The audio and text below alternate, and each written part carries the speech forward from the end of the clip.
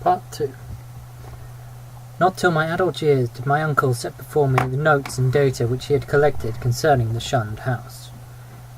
Dr. Whipple was a sane, conservative physician of the old school, and for all his interest in the place was not eager to encourage young thoughts into the abnormal.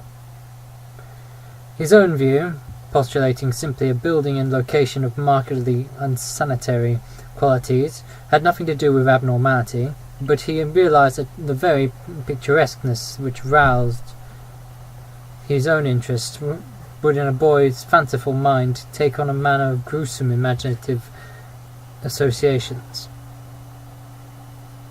The doctor was a bachelor, a white-haired, clean-shaven, old-fashioned gentleman, and a local historian of note.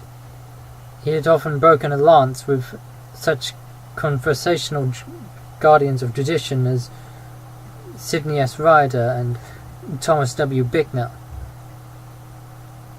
He lived with one manservant in a Gregorian homestead with knocker and iron-railed steps, balanced eerily on the steep ascent of North Court Street, beside the ancient brick court and colony house where his grandfather, a cousin of that so celebrated privateersman, Captain Whipple, who burnt His Majesty's armed schooner Gaspee in 1772, had voted in the legislature on May 4th, 1776, for the independence of the Rhode Island colony.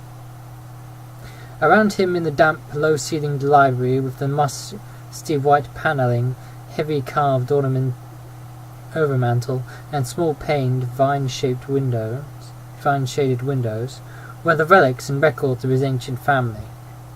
Among these were many dubious allusions to the Shunned house in Benefit Street.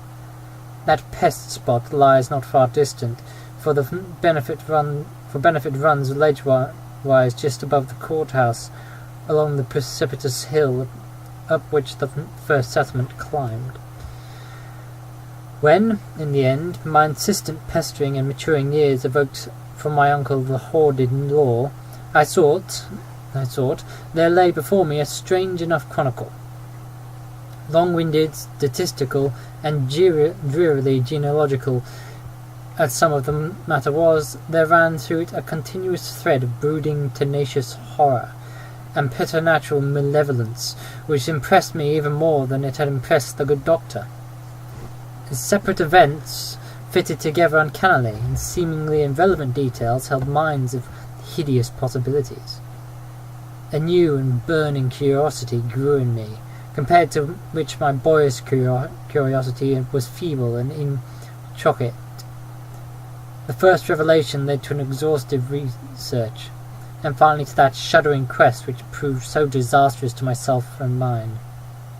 For at last my uncle insisted on joining the search I had commenced, and after a certain night in that house he did not come away with me.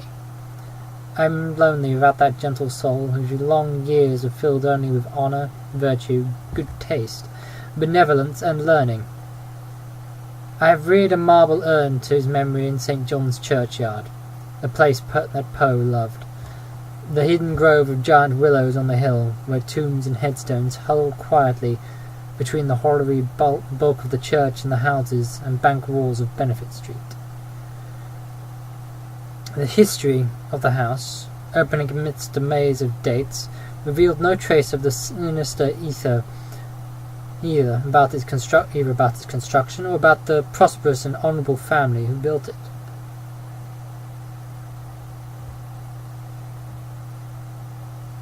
Yet, from the first taint of calamity, soon increased to brooding significance, was apparent.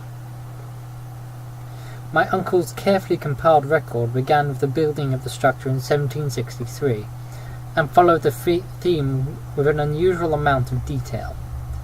The Shunned house, it seems, was first inhabited by William Harris and his wife, Roby Dexter, with their children, Elkanah, born 1755, Abigail, born 1757, William Jr., born 1559, and Ruth, born 1761.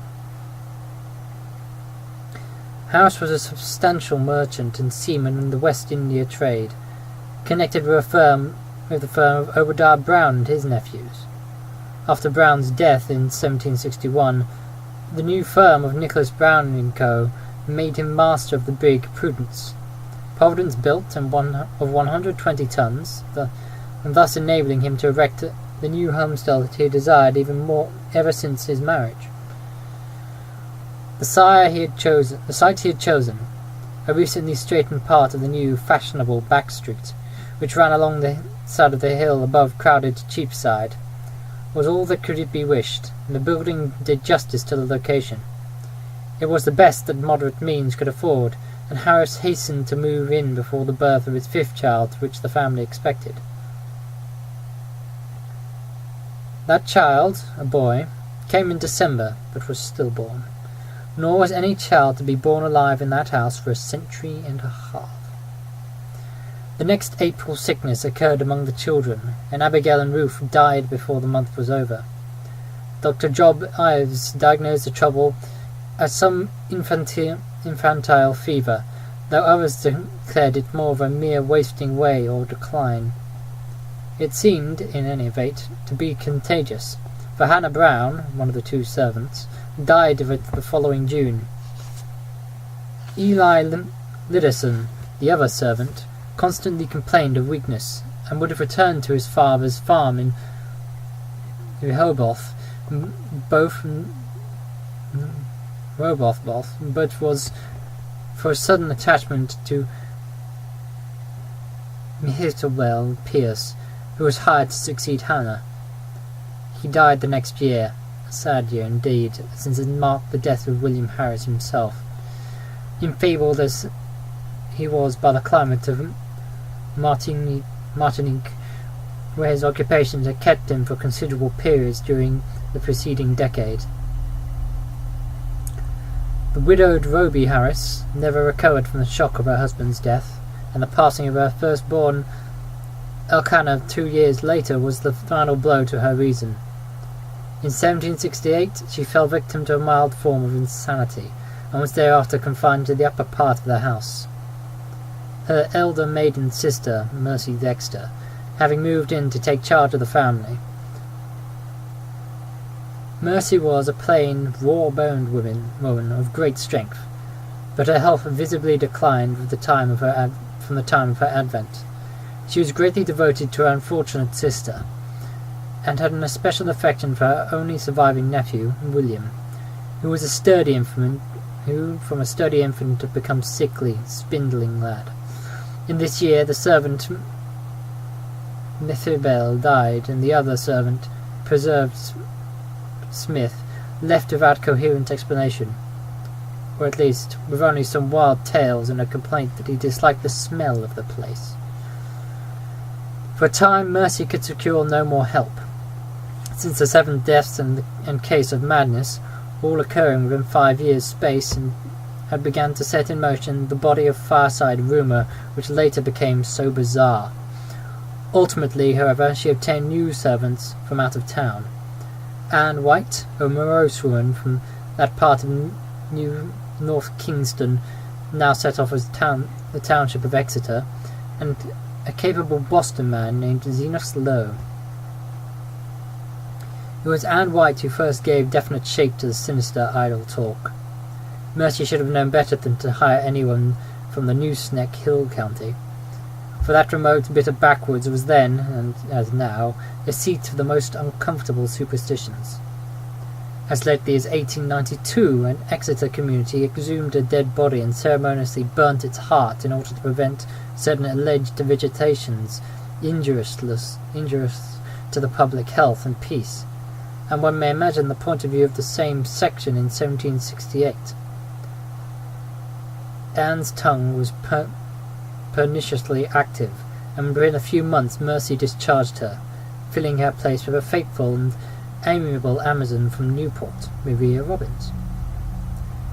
Meanwhile, poor Roby Harris, in her madness, gave voice to dreams and imaginings of the most hideous sport. At times her screams became insupportable, and for long periods she would utter shrieking horrors which necessitated her son's temporary residence with his cousin, Peleg Harris. in Presbyterian Lane near the new college building. The boy would seem to improve after these visits, and had Mercy been as wise as she was well-meaning, she would have let him live permanently with Peleg. Just what Mrs. Harris cried out in her fits of violence, tradition hesitates to say, or rather presents such extravagant accounts that they nullify themselves through sheer absurdity. Certainly it sounds absurd to hear that a woman educated only in the rudiments of French often shouted for hours in a coarse and idiomatic form of that language, or that the same person, alone and guarded, complained wildly of a staring thing which bit and chewed at her. In 1772 the servant Zenas died, and when Mrs. Harris heard of it, she laughed, with a shocking delight utterly foreign to her. The next year she herself died, and was laid to rest in the North Burial Ground beside her husband. Upon the outbreak of trouble with Great Britain in 1775, William Harris, despite his scant 16 years and feeble constitution, managed to enlist in the Army of Observation under General Greene, and from that time on enjoyed a steady rise in health and prestige.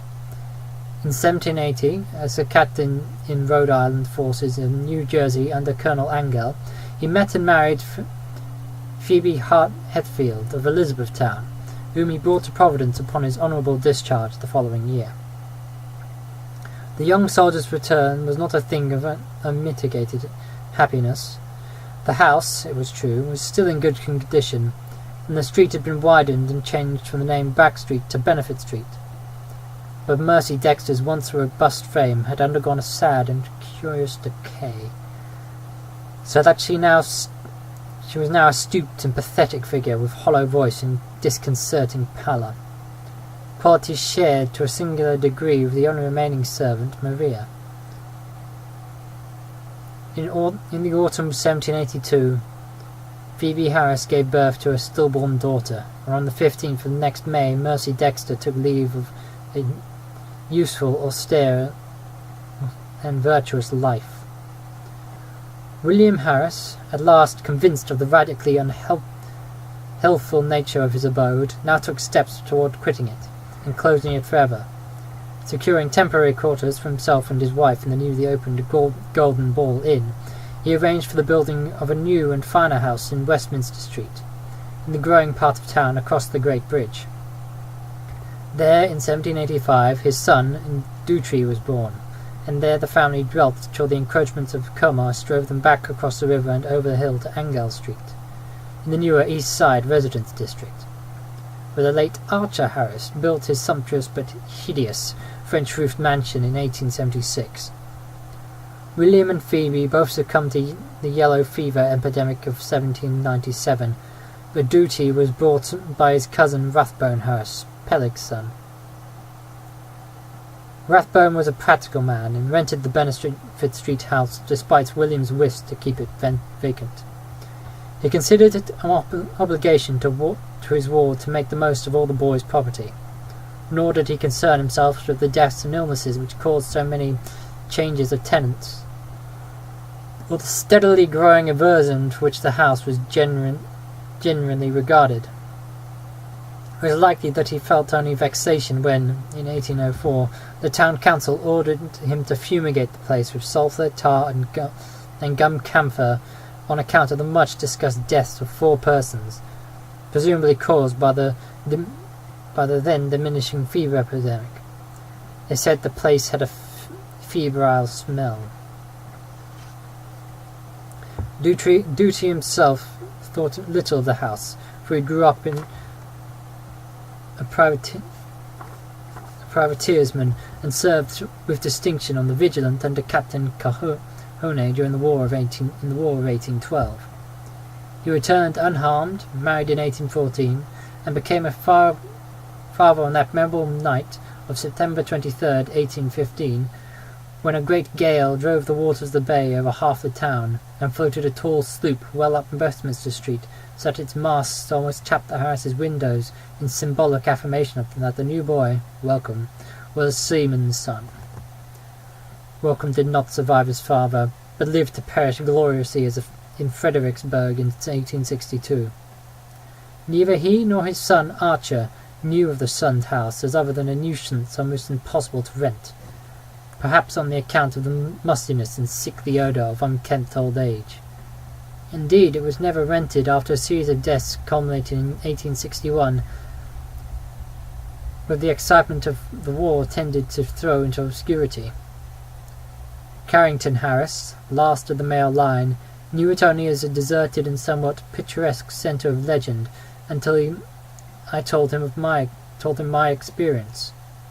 He had meant to tear down and build an apartment house on the site, but after my account decided to let it stand, install plumbing and rent it. Nor has he yet had any difficulty obtaining tenants. The horror is gone.